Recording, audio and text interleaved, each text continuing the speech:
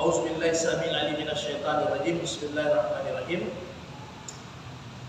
An Ibnu Umar radhiyallahu anhuma anna Rasulullah sallallahu dari Ibnu Umar bahwa sesungguhnya Rasulullah sallallahu alaihi wasallam amala ahlal Khaybar, mempekerjakan orang-orang Khaybar, ya, bisutri ma yahruju minha, dengan perjanjian bahwa nanti dikasih setengah, ya. Kemudian min samarin au zar'in mutafaqun alaih. Jadi baik dia samarin, baik dia bentuknya buah-buah ataupun zar'in atau bentuknya tanaman, ya. Apakah kurma, apakah gandum, sa'ir, kurang lebih begitu, ya. Kalau kita sekarang, kalau memang di pertanian ya mungkin jagung mungkin padi dan sebagainya, ya. Atau kelapa, cengkeh, semua bisa masuk. Jadi sistem musafah ini pernah Nabi ketika sudah luas wilayah Islam, ada tanah-tanah yang memang berlebihan untuk digarap, ya kan begitu. Nah, jadi Nabi sempat buat kerjasama musafah. Jadi dengan akad musafah kepada orang Khaybar. Khaybar ini orang Yahudi. Khaybar ini orang Yahudi yang memang ketika Madinah dikuasai, mereka ini aman. Mereka ini aman, tidak boleh diganggu. Jadi mereka ini ya biasa dikenal dengan apa? Kafir zimmi, ya. Jadi dalam perlindungan Islam. Tapi dengan catatan mereka jangan macam-macam. Begitu. Nah, jadi ini orang Khaybar ini orang Yahudi. Jadi pernah Nabi panggil kerjasama dalam bentuknya kurang lebih. Wa fi riwayati lahuma, masih dalam riwayat Bukhari Muslim. Fas'aluhu an yukirrahu. Jadi mereka meminta kepada Nabi bagaimana lokasi-lokasi itu bisa mereka pelihara yang sudah ditanam. Jadi ini bedanya musakah. Musakah ini bukan baru menanam. Jadi barang yang sudah ditanam, bibit yang sudah hidup, tinggal dipelihara, tinggal disiram, tinggal dirawat sampai berbuah berhasil. Itu modelnya. Nah, jadi mereka meminta bagaimana kami yang urus biha ala ayyakafu amalaha walahum nisfu tamrin. Jadi kami olah, kami kerja, kami meminta ya Rasul, kalau boleh setengahnya itu pembagiannya untuk kami. Jadi hasilnya, itu permintaannya mereka. Jadi ini boleh. Ini berapa banyak yang kita kasih, ini terserah kesepakatan. Jadi nanti dibuat kesepakatan, baru ada akadnya, ijab kabul untuk kerja atau tidak. Nah, jadi mereka minta kesepakatannya setengah hasilnya untuk kami, nanti kami yang rawat. Maka lahum Rasulullah SAW, Rasul berkata kepada mereka, mukirrukum biha ala zalik ma syi'na. Jadi kata Rasul, oke lah, kalau begitu yang kalian minta sesuai dengan perjanjian, saya iakan. Kau pelihara, kau rawat, kalau dia berhasil bagi dua. Jadi kormanya dibagi dua kalau berhasil. Tapi dengan catatan kata Nabi, ma syi'na. Masikna sampai jadi batasnya sampai kami masih kasih. Artinya sampai kami sudah tidak kasih, begitulah kira-kira, ya. Nah, jadi selagi masih kami kasih, silakan Anda pelihara. Tapi selagi nanti kami sudah tidak kasih Anda untuk kerja, berarti sudah selesai. Jadi kesepakatannya itu. Jadi dibuat kesepakatan. Nabi juga buat kesepakatan. Kita juga dalam jual beli ini, dalam syarikat musafah ini, jangan sekali-kali bahasa hati. Wah, kalau bahasa hati itu repot itu nanti.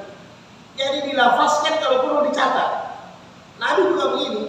Nabi bilang silakan Anda kerja, tetapi ketika nanti kami sudah mau ambil, sampai di situ selesainya.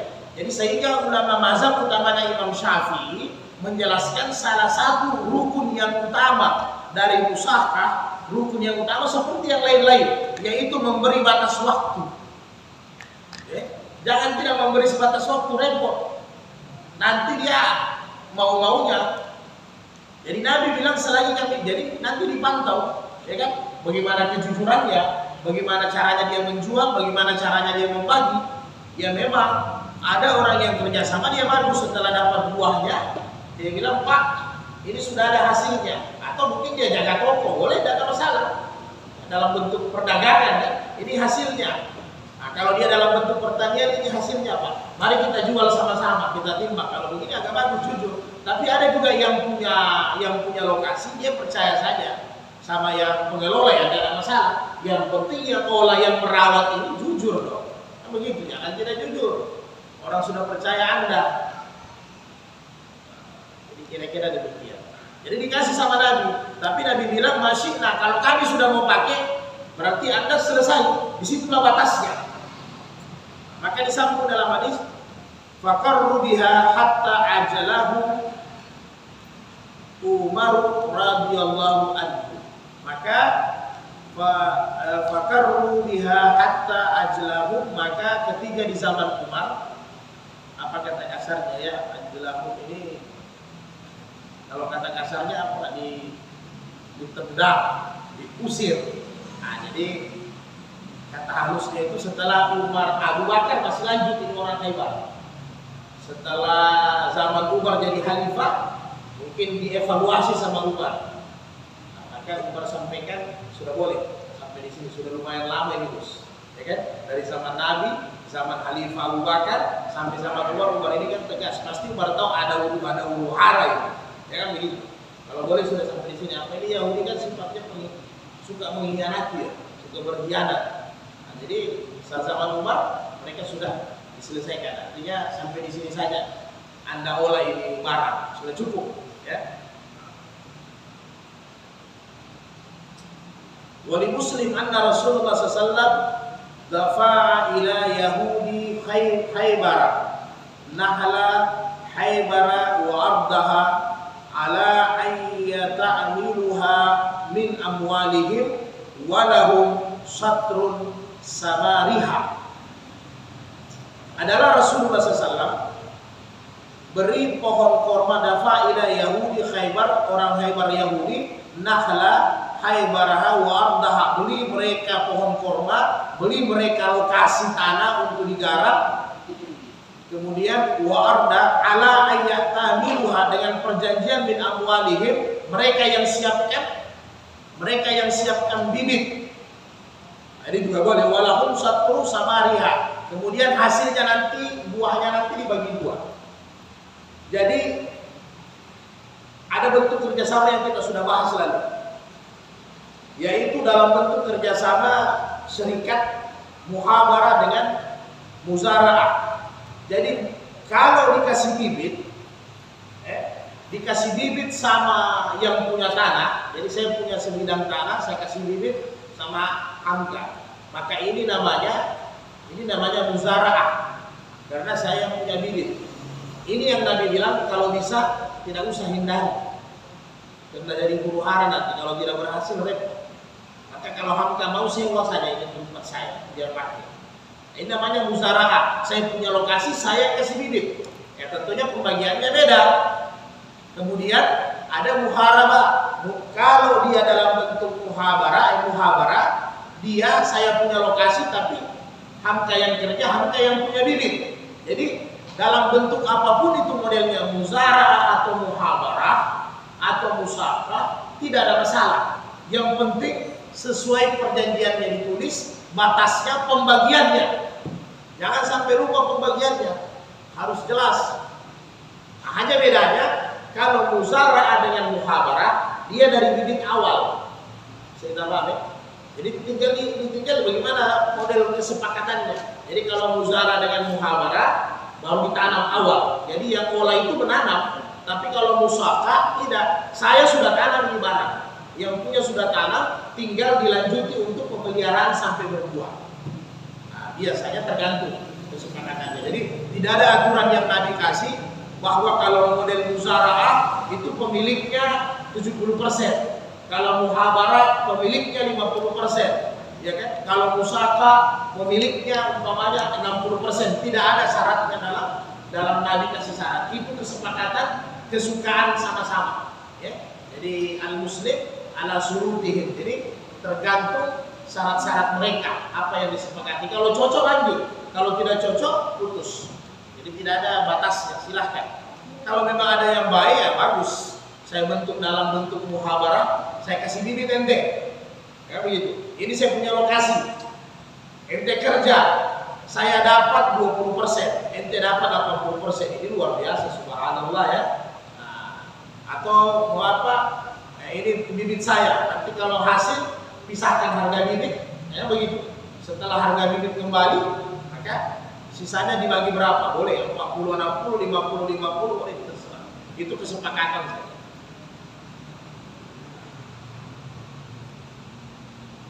Jadi begitu juga dalam perdagangan, tuan-tuan, sama. Silahkan. Anda punya toko di pasar. Ini toko bukan dari awal, ya kan? Tinggal dijalankan. Boleh usaha. Jadi ada dua bisa Anda pilihan. Sebenarnya kalau sudah ditanam dia ada dua kata Nabi. Boleh Anda ambil sebagai pekerja, boleh juga Anda ambil sebagai kerjasama, mitra. Jadi dua-dua bisa. Jadi kalau ente punya toko sudah berjalan, ente panggil saya, enggak, ini toko saya sudah berjalan, omsetnya sekian per hari. Saya sudah tidak mampu jalankan, bantu saya, kita mitra. Nanti keuntungannya kita bagi. Buatlah perjanjian, itu boleh. Dalam perdagangan juga boleh.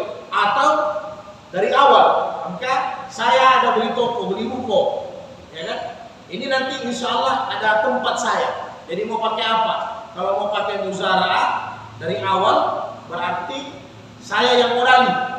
Kalau mau pakai muhabarah berarti ente yang modali. Itu tergantung kesepakatannya. Dua-dua bisa. Artinya modal yang kerja boleh, mitra modal yang punya juga boleh, tidak ada masalah. Dibolehkan semua.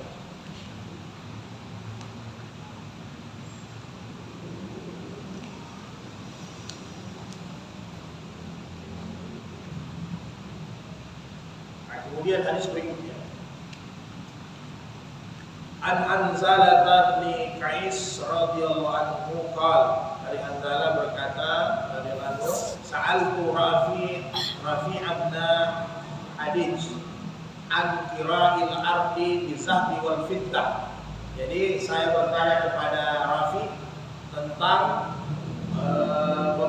membayar sewa dari emas dan perak, maka boleh. Faqala la ba'sa bihi, maka katanya tidak apa-apa membayar sewa dengan emas atau perak, karena memang dulu kan tidak ada mata uang, jadi boleh-boleh saja ya. Inna makana nasu yuwajiruna ala ahdi Rasulillah sallallahu ala maziyanati wa akbalil jadawili wa asya'a min zar'i wa yuhliku hada wa yuslamu haza wa yahliku haza wa lam ya'kulin nasi kira'an illa haza falizalika zajara anhu fa amma syai'un ma'lumun madmunun fala ba'sa bihi, rawahu Muslim. Jadi begini buat sekalian, kalau Anda mau kasih sewa tanah, ya kan, jangan tanah itu kualitas tidak berkualitas atau berbahaya. Kesian orang yang menyewa. Jadi kalau Anda sudah tahu tanah itu tidak bagus, sampaikan, kecuali dia paksa. Jadi ini dikasih contoh, bercerita Rafi.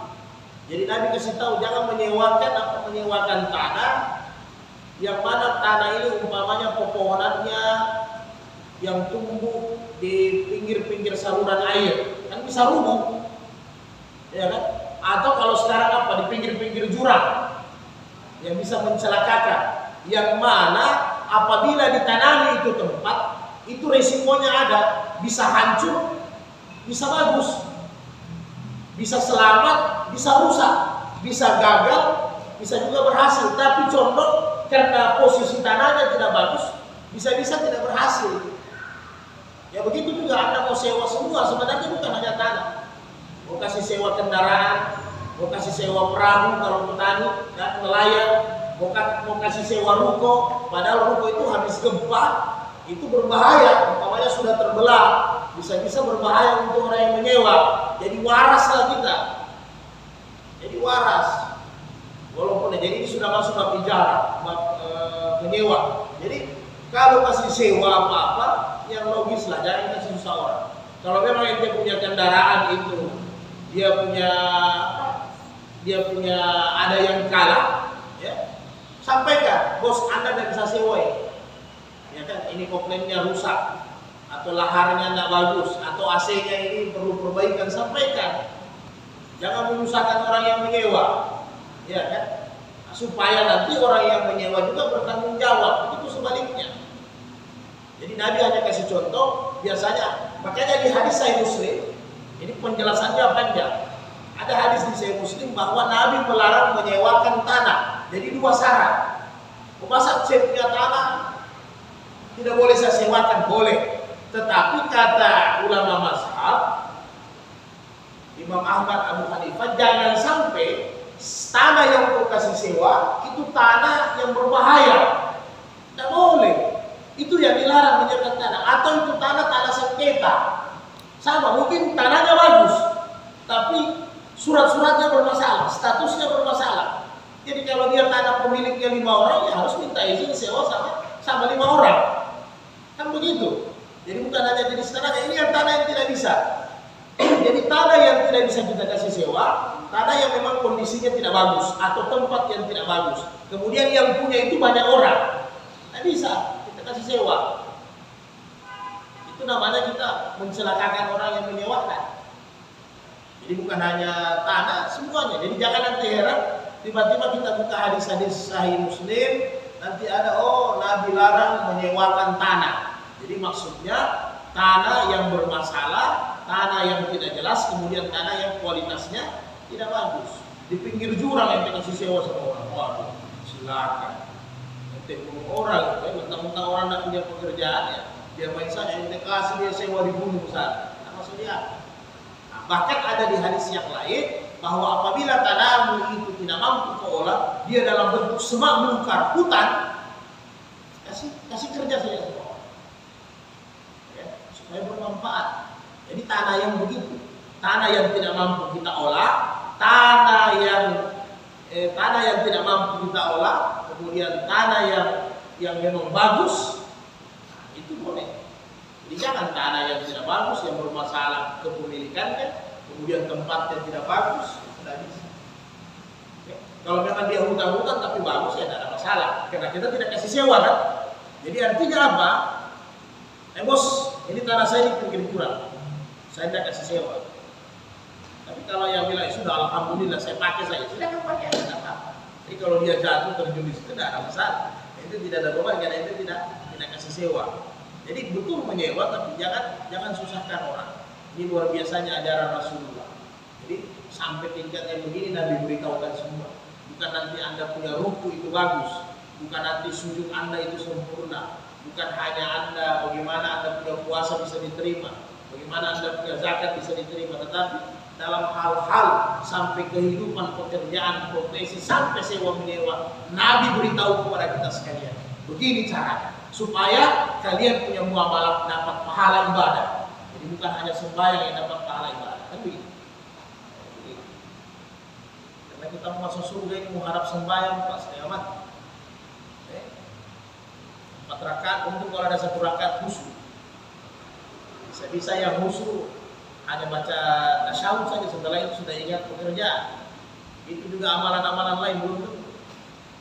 Tinggal yang begini kita harap. Karena muamalah ini lebih lama daripada ibadah, daripada salat maksudnya. Salat 5 menit selesai, kelas.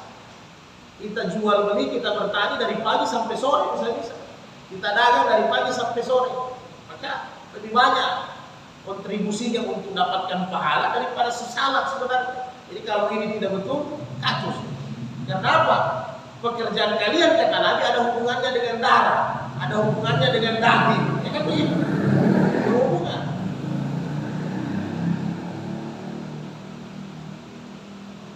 Sehingga Nabi bilang yang berdoa, ya Allah, doa saya tidak pernah dikabulkan ya karena memang darah dengan daging yang masuk itu ada hubungannya dengan diterimanya Anda punya ibadah.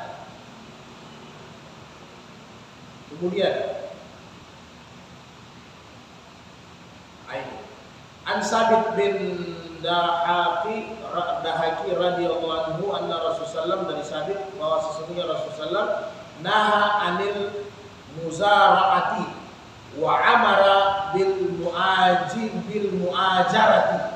Jadi naha Rasul anin Nabi sallallahu muzara'ati. Nabi melarang muzara'at kalau bisa dihindari. Tapi membolehkan muajarati, sewa. Jadi maksudnya karena kadang muzara ini kan kerjasama. Karena muzara ini kerjasama yang bibitnya ditanggung sama pemilik atau dagangannya ditanggung sama pemodal. Ya misalnya saya punya modal, saya punya ruko, kan begitu. Saya double itu ceritanya. Ya kan? Saya punya ruko, saya punya modal. Kita kerjasama. Ini disebut dengan ini yang disebut dengan muzaraah yang Nabi jelaskan. Anda jaga saya punya toko, ini tokonya, ini modal. Silakan jalankan. Maka kata Nabi yang begini beresiko. Jadi Nabi sudah kasih warning sama kita, peringatan, hati-hati. Yang begini beresiko. Kenapa? Yang mitra kita kerjasama bisa-bisa santai-santai saja, bisa berbahaya ini, dan bisa-bisa otaknya jadi ular. Lumayan ini tidak gampang. Dikasih tempat, dikasih modal, ya kan? Artinya kalau yang usaha besar dikasih dealer, dikasih isi mobil dengan motor di dalam, tinggal jual. Ini luar biasa. Jadi Nabi bilang yang begini berbahaya. Jadi kalau bisa Nabi bilang jadi ijarah saja, jadi sewa. Jadi lebih baik kasih sewa sama dia atau kasih pinjam sama dia. Kalau tidak ijarah, kirat kan? Nah, kasih kirat atau kasih ijarah itu lebih tenang gitu. Karena takutnya jangan ada yang berkhianat. Karena orang biasa kalau tidak ada modalnya santai saja dia. Nah, beda dia kalau serikat sama-sama ada modal, ya kan? Kita kerja sama bos, oke, saya punya 50 juta, Anda punya 50 juta, kalau ini enak, kerja sama-sama kerja, boleh. Atau saya tidak kerja, tapi pembagiannya Anda 75, saya 25, tidak ada masalah, karena saya tidak kerja, tapi modal berdua, nah, ini bagus, agak aman. Tapi kalau bilang kita modal full, tempat full, biasanya berbahaya. Kenapa? Kalau sudah malas dia antara dua, ini usaha pacet, dia berarti sudah malas. Akhirnya habis barang, tidak ada fulus, halas barang, mapi fulus, selesai. Apa yang bisa kita tarik? Atau kalau ini usaha maju sekali, kalau usaha ini maju sekali dia bisa hianat, bisa dusta, bisa bohong, ya kan? Yang laku 10 dia bilang laku 5, ya bisa jadi namanya tantangan berat, ya. Jadi artinya tetap Nabi buka jalur karena yang namanya serikat, kirat, ijarah ini pada dasarnya tolong menolong. Ya kan begitu, bantu-membantu. Tetapi dalam tolong-menolong, dalam bantu-membantu, hati-hati katanya. Jangan juga kita sembarangan. Karena ini bukan kasih makan nasi satu piring. Kalau makan nasi satu piring, tidak ada masalah Pak. Ya, jadi jangan kita terburu-buru. Kalau hanya bilang, anak lapar, kasih satu piring, dia selesai. Dia makan satu piring, habis, selesai. Kita tidak ada beban. Tapi kerjasama ini modal banyak Pak, hati-hati. Jangan sembarangan. Oh jangan. Dia sujud saja itu 5 menit dia sujud. Rukunya itu luar biasa. Karena sekarang Anda tahu kan? Anda tahu sekarang. Karena makin panjang jenggot makin berbahaya. Yang mana mau tahu? Ini urusan muamalah.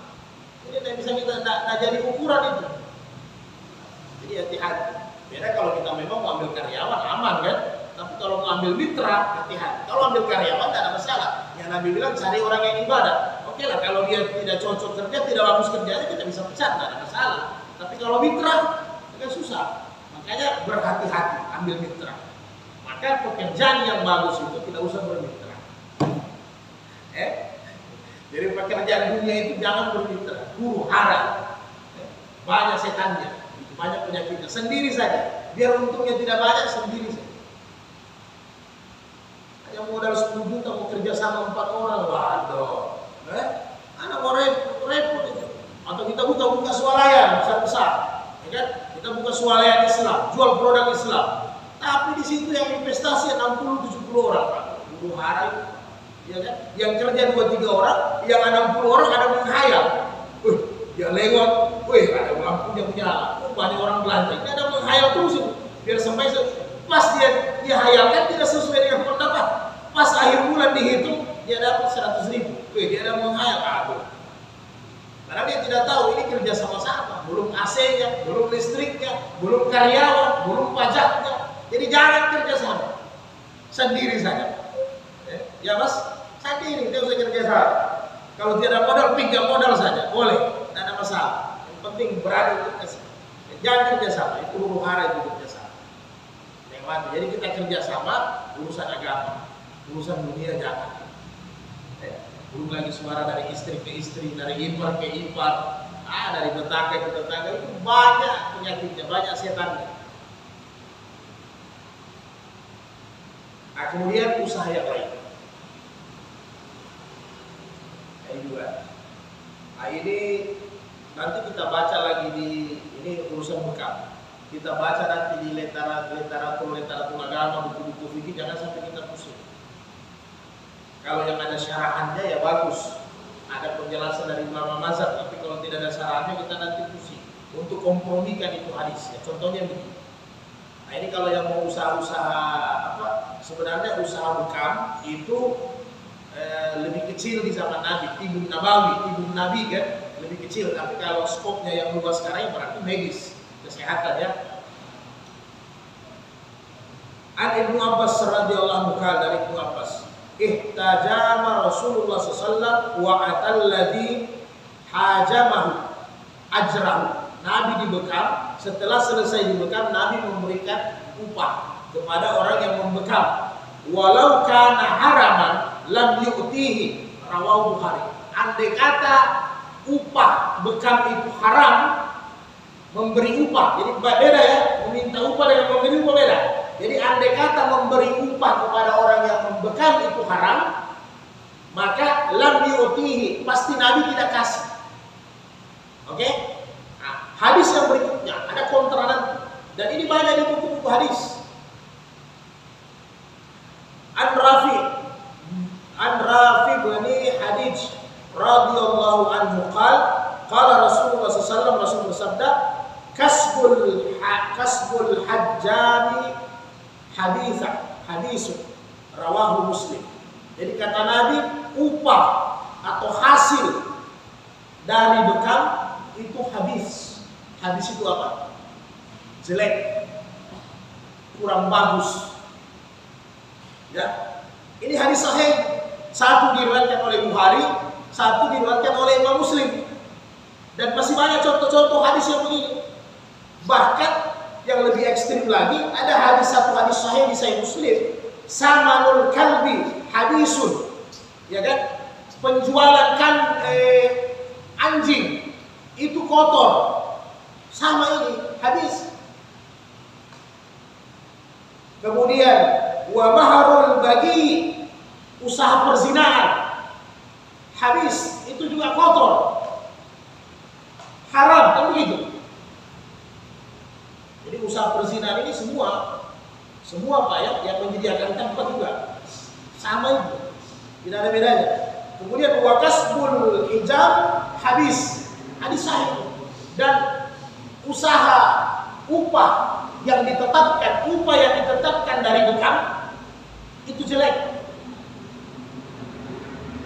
Lebih ekstrim lagi.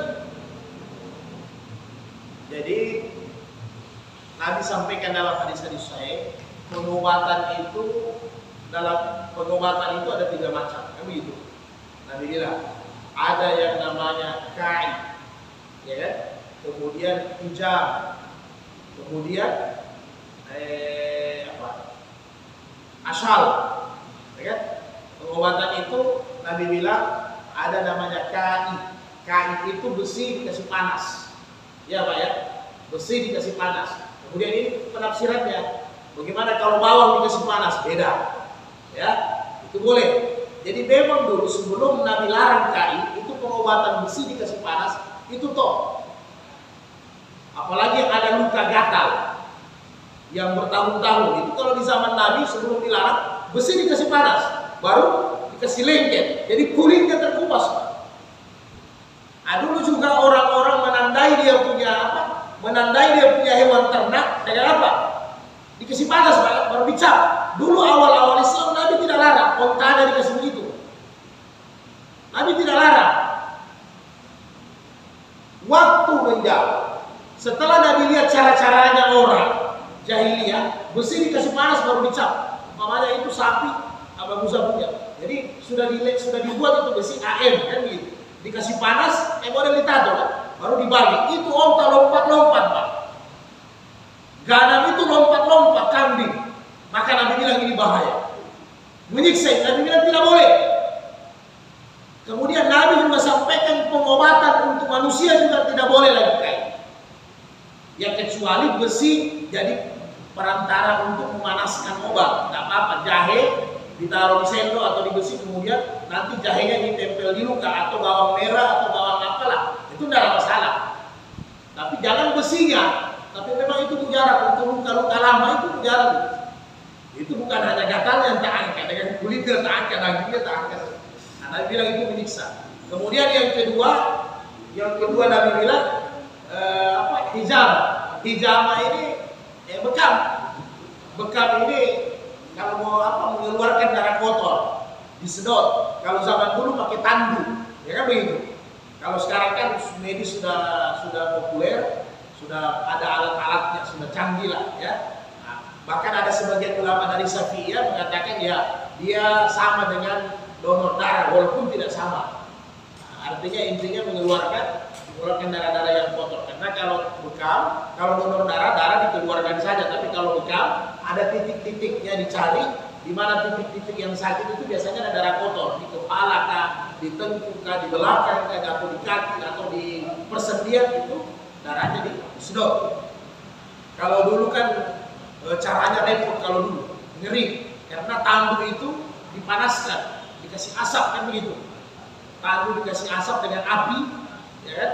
Nah, jadi kalau supaya untuk bisa menarik, baru setelah itu disilet atau diiris badan, baru tandu itu dipakai maisa. Nah, atau kemudian ada lagi bentuknya cangkir. Kalau sekarang kan sudah modern, ada alatnya saya lihat ya, tinggal disedot. Tapi beda dengan Dracula. Kalau Dracula praktis dia. Nah, jadi bagaimana mengkompromikan ini hadis? Ya kan begitu, harus kita kompromikan. Maka ulama mazhab menjawab. Nah, jadi kita tetap harus larinya ke ulama untuk menafsirkan ibarat. Jadi untuk Imam Malik, bahwa usaha bekam itu bukan usaha yang dibenci. Tidak apa-apa, boleh, silahkan. Maka Imam Syafi'i, usaha bekam dia perluas sama dengan kedokteran, ya kan, tabib itu fardu kifayah. Jadi semua profesi dunia ini fardu kifayah. Itu Imam Syafi'i. Kenapa? Apabila profesi dunia ini tidak diisi, kehidupan tidak jalan. Fardu kifayah berarti wajib. Kalau sudah ada orang jadi dokter, berarti kalau saya tidak jadi dokter tidak ada berdosa sudah. Tapi kalau kita semua ini satu negara kita ini, tidak ada yang mau jadi dokter, tidak mau jadi tukang bekam, maka semua kita ini berdosa. Karena kehidupan harus jalan. Ya, fardu kifayah harus ada pedagang, harus. Kan begitu. Fardu kifayah harus ada ulama, harus. Fardu kifayah harus ada santri, harus. Menuntut ilmu bahkan fardu ain, wajib, kan begitu. Supaya kehidupan jalan. Jadi kalau semua orang jual tahu isi saja, tidak ada yang jual nasi, tidak ada yang jual kelontong. Tidak mungkin kan? Tidak ada pasar. Tidak mungkin. Semua orang jual mobil, tidak ada yang jual motor. Tidak mungkin juga. Mati kehidupan. Tidak ada rumah sakit, tidak ada dokter, tidak ada perawat. Jadi orang sakit siapa yang mau obat? Siapa yang mau urus? Kan begitu. Jadi kehidupan ini. Jadi bahkan usaha bekam Imam Syafi'i sampaikan fardu kifayah. Nah, kemudian Imam Hanafi saja yang mengatakan mubah. Ya, Imam Hanafi mengatakan mubah. Jadi boleh kalau tidak ada usaha lain. Ya. Nah, kemudian Imam Syafi'i memakruhkan yang tidak boleh itu. Jadi menurut pendapat ulama mazhab disebut dengan habis. Itu kotor dalam arti kata kurang bagus, bukan kotor haram.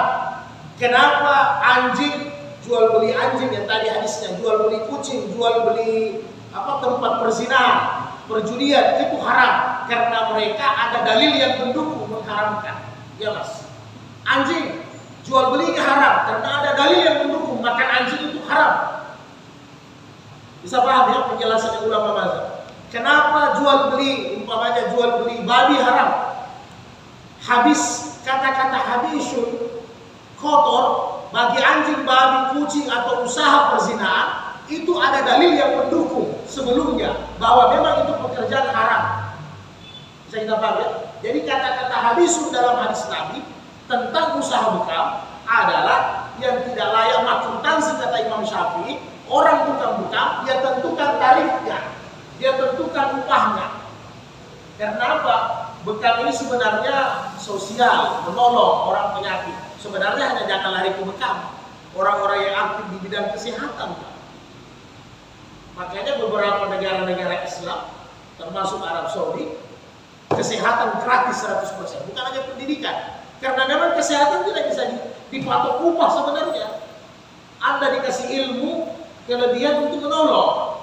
Jadi kalau saya datang ke dokter, jadi jangan hanya kita nanti kesian yang tukang bekam kalau hanya kita lari ke bekam saja. Ya, karena memang di zaman Nabi belum terlalu banyak tadi yang baru kelihatan ya seperti tukang bekam. Jadi kalau saya umpamanya dokter, Hamka datang berobat sama saya, ya kan? Maka yang paling bagus memang ini susah, ini kan keimanan, ketakwaan. Ya, agak berat. Ini saya dokter karena apa? Orang tukang bekam tidak terlalu mahal-mahal sekolah. Kalau dokter kan lumayan mahal sekolahnya. Nah, jadi begitu bagi prinsipnya dokter. Jadi sebenarnya kalau memang dia bertakwa, dia punya rasa takut, dia mengerti agama, ketika datang Hamka berobat, ya saya tidak pasang tarif, ya kan? Tapi ada beberapa praktik-praktik di Palu kan nggak pakai tarif bagus, lumayan murah meriah, nggak sampai 100.000, itu bagus. Tapi tidak tahu kalau dia jadi dokter ahli, Allah alam. Ya. Nah, jadi kadang kalau datang Hamka, jadi sebenarnya saya besok pesan tarif. Ketika Hamka bilang berapa Pak Dok? Ini hanya pegang sana, pegang sini. Ini hanya pegang dada Pak. Pakai alat telinga itu berapa? 250. Bikin resep tembus di sana. Beli resep 400. 1 juta ini parah. Jadi sebenarnya Anda yang berprofesi kesehatan kasih keringanan. Berapa Anda dibayar sudah itu. Apalagi kalau Anda sudah digaji negara ya. Tapi kan biasa lain kalau di luar sana prakteknya di tempat praktek di luar ini yang kadang ganas itu luar biasa. Ya, ada pegang sana, pegang sini. Senter sedikit. Artinya tidak tahu di mana ini penyakit. Ya. Kasih resep berapa Pak? 250. Ini bukan dengan obat Mas. Obat beli apotek lain. Tintanya mahal. Tintanya mahal. Tintanya yang mahal ya. Tintanya itu bisa ada karena sekolahnya Mas ya. Tintanya sekolahnya. Gitu. Tintanya mahal Mas. Nah, jadi usaha bekam juga begitu. Makanya ya lebih spesifik lagi kalau Anda usaha bekam, praktisi bekam, makanya banyak itu praktisi bekam dia tidak pasang tarif. Kalau tidak terlalu dianjurkan. Kalau Imam Syafi'i bilang makruh tanzih, tapi bukan makruh tahrim. Kalau makruh tahrim itu mendekati haram. Kalau makruh tanzih artinya makruh. Artinya kalau dia tidak pasang tarif lebih berpahala dia daripada pasang tarif. Begitu kira-kira. Nah, karena Nabi pernah juga Nabi dibekam. Setelah Nabi dibekam, Nabi kasih 2 syah. Jadi tanpa Nabi tanya. Tapi pernah juga Nabi dibekam, Nabi diminta 3 syah. Iya kan sama orang. 3 sahus. Jadi kalau 3 syah ukurannya sair atau gandum. Kan tidak ada uang rupiah, dulu kan tidak ada uang real.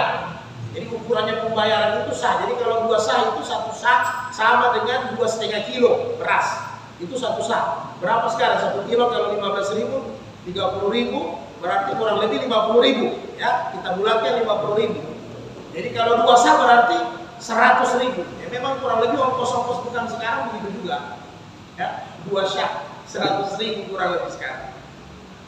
Jadi tidak usah hitung titik-titik lah. Ya, begitu.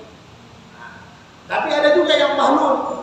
Jadi ketika habis bekam, dia sampaikan sama Nabi 3 syah. Berarti kalau 3 syah kurang lebih 150.000 Nabi bayar. Habis itu Nabi kasih lagi 1 syah. Nabi bilang kasih lagi dia 1 syah. Jadi kurang lebih 200.000 Nabi kasih. Lebih ya 200.000 kurang. Itulah Rasul. Jadi Nabi kadang kalau orang yang sudah ganas ya ganas lah itu. apa-apa, Nabi kasih tambah ganas. Jadi di apapun profesi kita kasih kemudahan. Sebenarnya bukan hanya mencap, ya, usaha apa saja. Datang orang makan, ya umpamanya, Pak, saya hanya punya uang 10.000, tapi saya lapar, kasih dulu, ya, kasih dulu saja, tidak apa-apa, kasih makan. Tidak usah juga ganas, karena 10.000 kasih saja sayur dengan nasi, kasih aja. Nanti Allah yang ganti, apalagi kalau hanya makanan ya. Yang lain-lain kalau cerita besok dia datang, besok dia datang, besok dia datang ya. Kasih makan.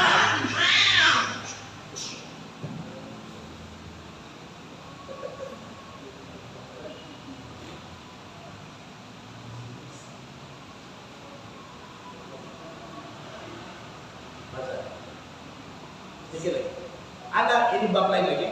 Ada Abi Hurairah radhiyallahu anhu kala Rasulullah sallallahu qala Allah azza wa jalla. Hadits qudsi berarti Allah berfirman, salasatun ana hasmuhum yaumil qiyamah. Ada 3 orang saya akan jadikan musuhku nanti di hari kemudian, kata Nabi. 3 orang jenis saya jadikan musuhku nanti di hari kemudian. Rajulun a'tabi tsumma gadar. Seorang yang berjanji tapi dia khianat, ya, berjanji tapi dia khianat, ya tahu sendiri, apalagi musim-musim caleg. Ya. Kemudian warajulun ba'a hurran fa'akala samanahu. Nah, ini bahlul juga banyak.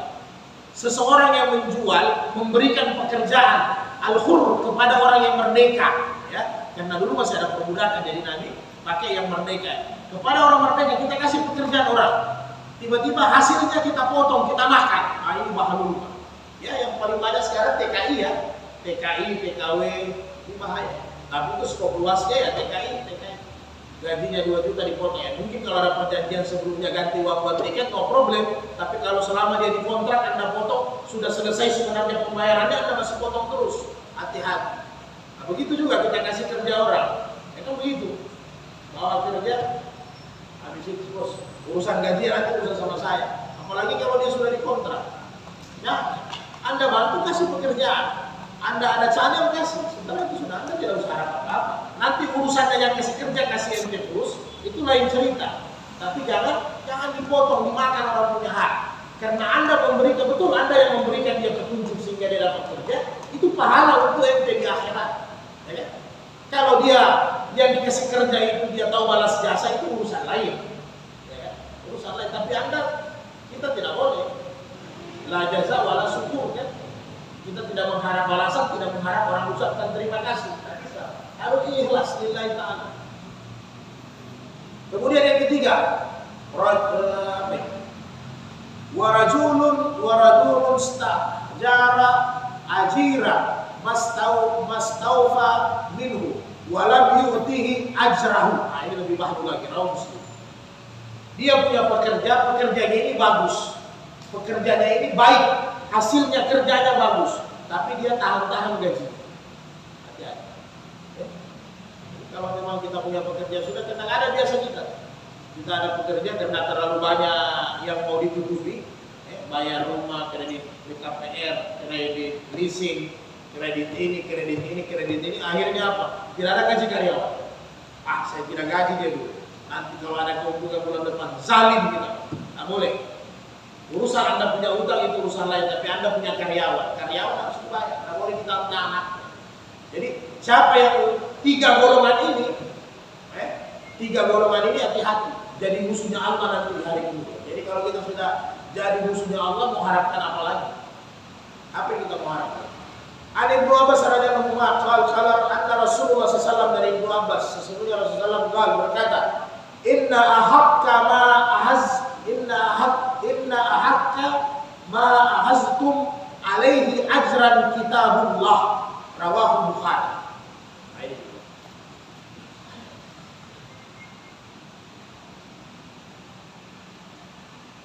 Jadi Nabi sampaikan sesungguhnya hal yang paling patut diambil upahnya, diberikan upahnya, ahaztum alaihi ajran kitabullah, adalah orang-orang yang mengajarkan agama, mengajarkan kitabullah, Termasuk di dalamnya ini ruqyah apa? Orang yang baca-baca selain bukan ya, yang baca-baca terapi, pakai ayat, itu boleh. Kita kasih upah. Itu mereka lebih berhak. Apa yang pekerjaan-pekerjaan begini kita tidak boleh minta upah. Seperti tadi bekam, tak boleh kita minta tarif. Tetapi ini untuk kita, pasien. Ya, tadi hadis yang disampaikan sahabat Nabi untuk orang yang profesi. Nah, ini kembali ke kita orang mengerti. Jangan gara-gara Nabi sudah sampaikan tidak boleh memakai tarif upah untuk bekam, kita sudah dibekam 20 titik. Ya, nah, ini orang sudah berkeringat, habis aqua dia pakai minum, ya begitu. Belum lagi mungkin alat-alatnya disterilkan. Habis itu kita masuk terima kasih Seh. Wah, ini Pak Bahlul kita ini. Iya ya, tak mengerti kita. Dia tidak pasang tarif, Anda harus mengerti.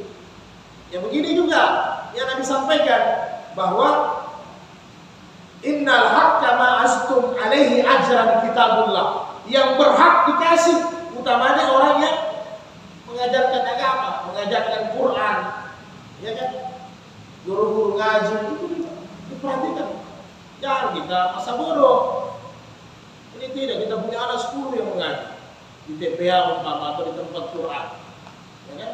Oh luar biasa itu ustaz-ustaznya ikhlas, bagus. Memangnya ustaznya tidak makan nasi? Ya? Ustaznya tidak beli bensin, pakai air sudah bisa. Kalau pakai air nggak usah bayar. Ya? Tidak ada masalah kalau pakai kertas dimasak jadi nasi, tidak apa-apa. Paham, kita yang harus paham. Dia tidak pasang tarif, dia tidak minta upah, tapi kita yang harus paham. Dia manusia. Saya tidak makan nasi lapar, nanti dia butuh. Kasih. Itu yang lebih berhak. Ini tidak kita kadang sosial kita punya jiwa, tapi sama orang-orang agama kita zalim. Ya kan? Kita biasa orangnya sosial luar biasa. Usia ini pemulung, ya kan? Kita kasih duit. Atau kita ada minta tolong untuk nyapu atau untuk tebang pohon kasih duit. Tapi orang-orang yang berkiprah di agama, kita anggap dia ikhlas, malaikat. Nah, dia tidak butuh uang lagi, dia tidak makan lagi. Ini bahalu kita ini. Tidak bisa. Makanya Nabi sudah tentukan, Allah juga sudah tentukan. Misalnya dalam Al-Quran At-Taubah tentang zakat. Di situ ada ambil zakat. Supaya apa?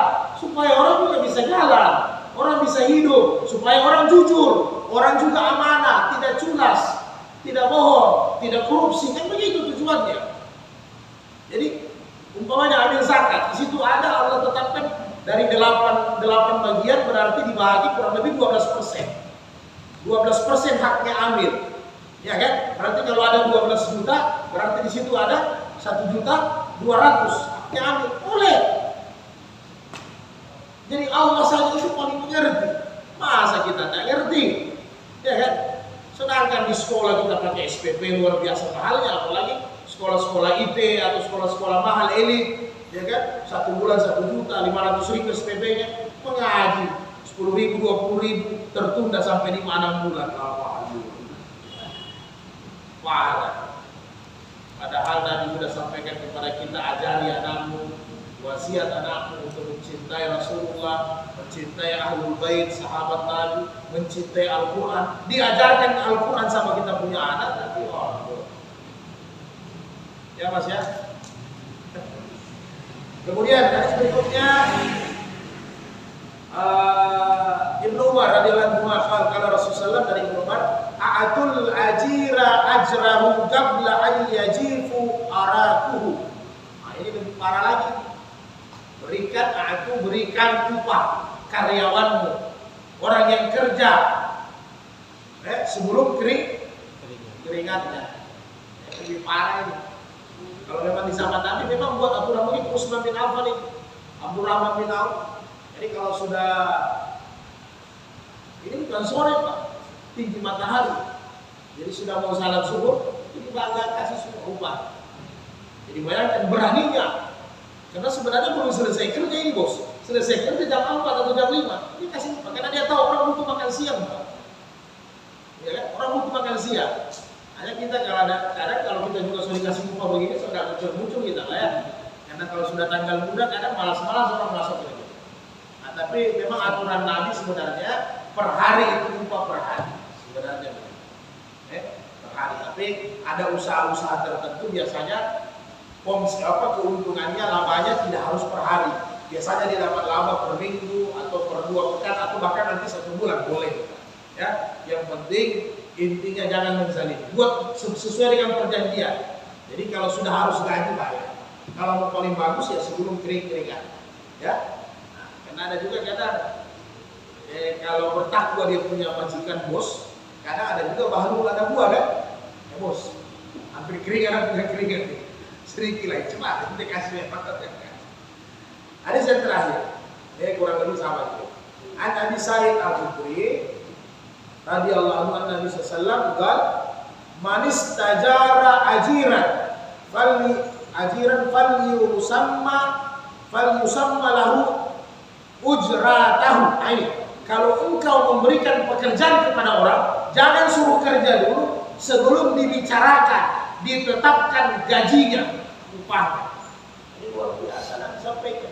Jadi Nabi bilang, manis tajara ajiran, kalau engkau mengambil pekerja, falyusamma lahu ajratahu. Jangan kasih kerja sebelum ditetapkan berapa upah yang harus dia kasih.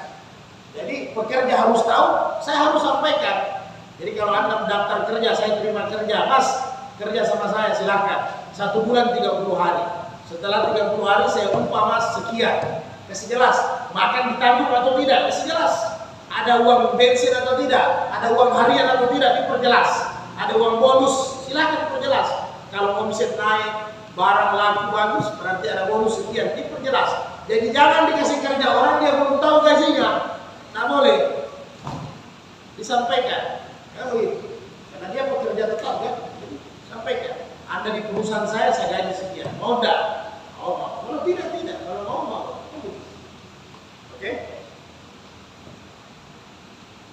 Saya rasa sampai di sini sudah. Nanti Jumat depan babul ihya'il mawati, menghidupkan tanah-tanah yang mati ya, ini tadi yang semak belukar, yang hutan-hutan kita masuk.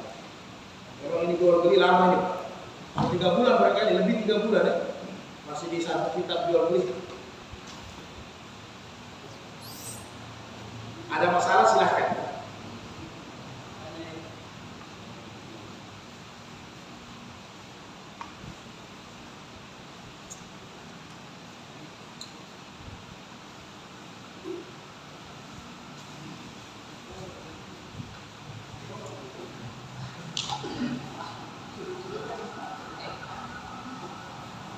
Pengobatan tadi yang Nabi sampaikan, 2 yang dibolehkan halal, 1 yang haram ya, pengobatan tadi. Jadi kain mesin panas sudah tak boleh kita pakai, bekam dengan madu boleh dipakai. Jadi semua rumah sebenarnya harus ada madu. Madu itu manis, karena kalau dalam rumah tidak ada yang manis-manis, nah, muka kita jelek-jelek terus, ya begitu. Muka jelek terus kalau tidak ada yang manis. Jadi taruh madu di rumah, jangan sampai tidak ada madu. Itu ternyata pengobatan, timbun Nabi, ya, timbun Nabi. Jadi madu itu tetap harus ada. Sampai ada yang sakit perut datang sama Nabi, ya Nabi sakit perut, minum madu. Dia minum, Nabi sakit perut sampai 3 kali. Dan dia bilang bukan madu yang salah, yang dia punya perut yang bahu. Yang salah yang dia punya perut. Jadi bukan